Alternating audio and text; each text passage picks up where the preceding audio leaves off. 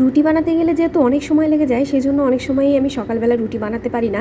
কিন্তু তারপরে মাঝে মাঝে খেতে এত ভালো লাগে, মনে হয় যে রুটি আজকে বানাই। আর এটা আমি একটু সবজি দিয়ে বানালাম যাতে আর একটু বেশি হেলদি হয়। তবে রুটি বানাতে গেলে যেরকম সময় লাগে, এটা বানাতে কিন্তু একদমই সেরকম সময় লাগে না। এটা কিন্তু খুব ঝটপট আর অল্প সময়ের মধ্যে করে নেওয়া যায়। প্রথমে আমি যে সবজিগুলো দিয়ে রুটিটা বানাবো সেই সবজিগুলোকে আমি কেটে ধুয়ে রেডি করে রাখছিলাম। আর এবার একটা চপারের মধ্যে সবগুলোকে নিয়ে নিলাম। আর এখানে আমি নিয়ে নিছি হলো আলু, গাজর, ধনিয়া পাতা, পালং শাক, পেঁয়াজ আর কাঁচামরিচ। তো সব কিছুকে আমি খুব ভালোভাবে চপ করে নিলাম। প্রথমে একটু মনে হচ্ছিল যে এরকম আজব আজব সবজি দিয়ে বানালে কেমন না কেমন হবে খেতে, কিন্তু পরে ফাইনালি যখন এটা খেলাম তখন মনে হলো যে আমি একদমই ঠিক কাজ করছি। মানে আরও বেশি সবজি যদি এর মধ্যে দেওয়া যেত তাহলে মনে হয় আরও বেশি মজা হতো। তো সব কিছুকে খুব ভালোভাবে ফাইন চপ করে নেওয়ার পরে আমি এর মধ্যে সামান্য একটু লবণ দিয়ে তার মধ্যে আমি আটা দিয়ে দিলাম। আর এটা কিন্তু ময়দা না, আমি আটাই দিয়ে দিছি, যে আটা দিয়ে রুটি বানানো হয় সেটা।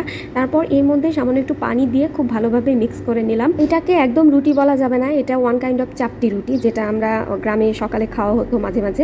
তো এটা কিন্তু অনেক মজা, আর সবজি দেওয়ার কারণে এটা অনেক হেলদি হয়ে গেছে। ঈদের দিনে কিন্তু প্রচুর প্রচুর সবজি পাওয়া যায়, আর এই সময় কিন্তু আপনারা এইভাবে অবশ্যই খেতে পারেন, অনেক বেশি মজা লাগবে আপনাদের।